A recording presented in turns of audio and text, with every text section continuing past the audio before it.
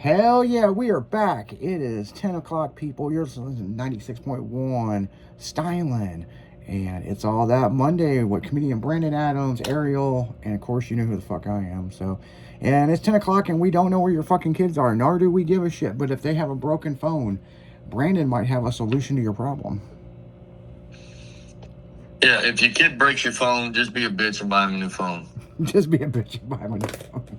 I'm actually not buying mine a new phone. I'm going to make him ride in a car for like an hour and 15 minutes one way just to get his phone screen fixed because I don't believe that's how the fuck he broke it. But anywho's, listen, we all know Izzy D. Some of you know me. You'll get to know me more and more as time goes on, whether it's here, social media. I don't give a shit. You'll get to craving the sound of my voice. However, I'm going to start a campaign. Do you remember back in the mid 1990s? There was two big sports superstars. You could be like Mike, or you could be like Bo. Okay, yeah. You like Bo Jackson. Bo Jackson, yeah. I'm going to tell everybody in the world, we will no longer be like Bo. And this isn't talking about Bo Jackson. This is talking about Bo. It's a guy. 2 nights ago, I am outside and my phone pinged. And my phone actually never pings. The cell phone ping. It does Facebook and all the other apps. But nobody has my phone number. Like 20 people maybe. And I'm like, what the fuck? And it's a weird number. 605 area code. So I'm like, where in the fuck is this? I don't know where this is. So I Google 605. It's North or South Dakota. And I was like, damn. Okay. Who are you? Can I help you? They said, oh, I'm Bo. I said, who the fuck is Bo? And I'm thinking Bodie's nuts, something like that. Yeah. I'm Bo. And it's, I said, who is Bo? And they said, I'm a fan of yours. I Googled how to get your information. And then I paid $10 to a private server that gave me your phone number. Oh, shit. And I was like, wait a minute. Why didn't you send me a message on fucking Facebook like normal fucking people do? Like you go from a social media platform that has messaging to Googling like who I am. And I said, with all due respect, please message me on the social media app and not my phone. My phone is from my wife and my kids. The fuck out my inbox. He said, oh, I'm so sorry. I said, no, don't apologize. Stop texting me. Go over there. Well, he does go over there, in fact. Then he sends me a message going, hey, I'm Bo. No fucking shit. Your name's right there at the top of the screen. And I showed my wife who Bo was, a picture. And what did you say about Bo the instant you saw him? He looked like a child molester. Looks like a child molester. I then send the screenshot of the convo to my best friend in Arkansas. And he said, that's fucking weird. And then I sent him a picture, and he said, bro, he looks like Chester the molester. And I'm like, 2 of y'all motherfuckers ain't even talking. And you both tell me he looks like he messes with kids. This is fucking phenomenal.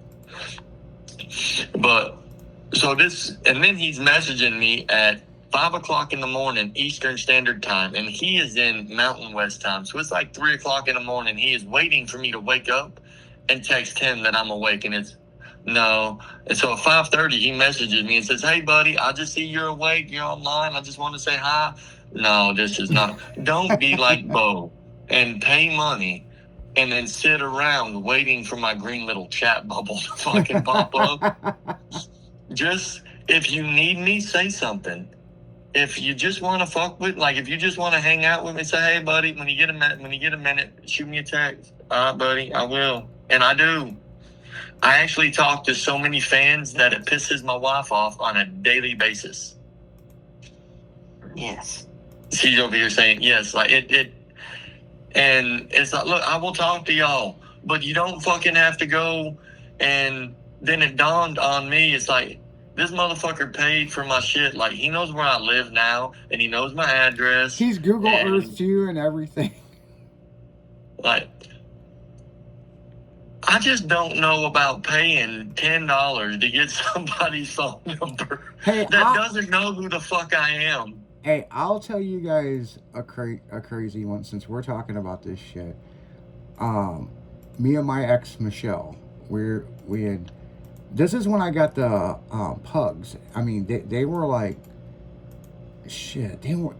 We only had them just a couple weeks, and so we were laying on the couch.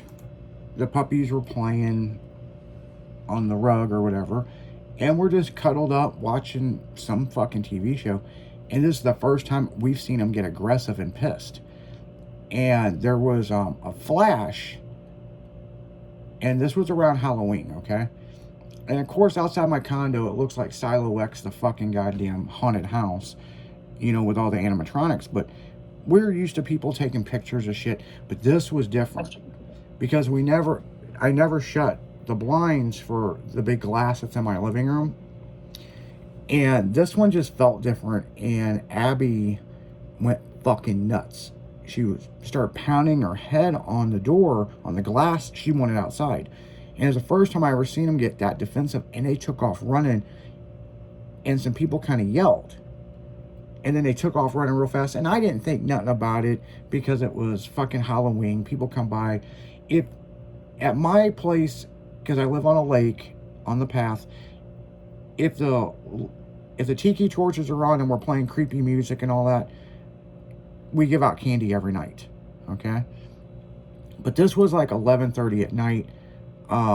The stuff was kind of shut off, but we didn't think much of it, right? By Tuesday, this picture of me and her were all over social media. Oh, shit. And I was pissed. And she was pissed because, like, we're in our home and we're watching TV and we're just cuddling on the couch, and for someone to come by, and we eventually found out who the fuck this person was, and because they know a person that lives in our neighborhood, and they said, yeah, the guy that the lead singer of The Urge, he lives there. This soccer player lives here. This sports athlete lives here. This webcam girls live here. This guy that owns Styling and is on the radio and does all kinds of stuff with cars, he lives here, and that's his cars. They had pictures of my cars lined up in the carport, and they had a picture of us on the couch. And we end up talking to them and this, and we were like, what if we come by your house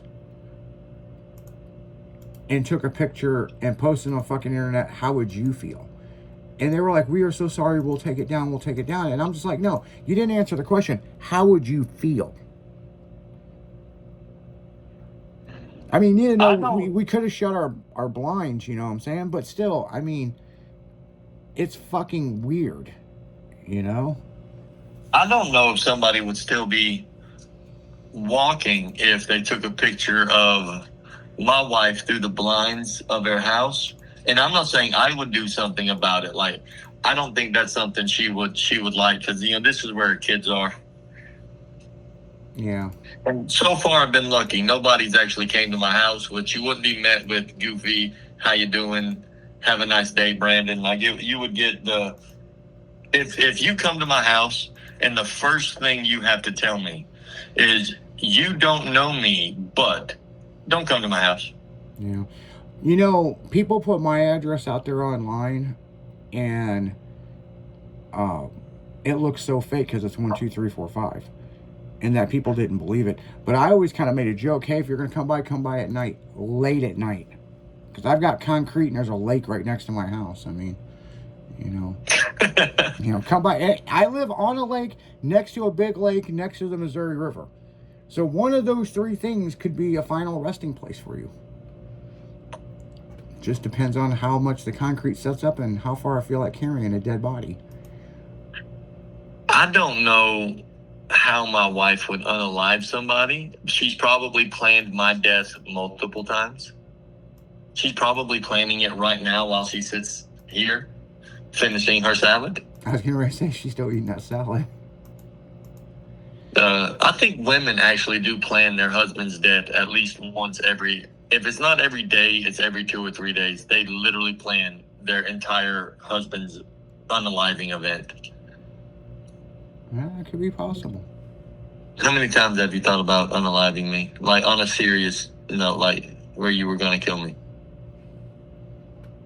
I plead the fifth. Oh shit! Now, That Fauci isn't right welcome there, here. that right there just broke all kinds of shit with Styling Radio, because we've always had this saying: if you do not want to answer it, and Birdman from Street Outlaws pled the fifth once, and he said, "No, I'll tell you the story."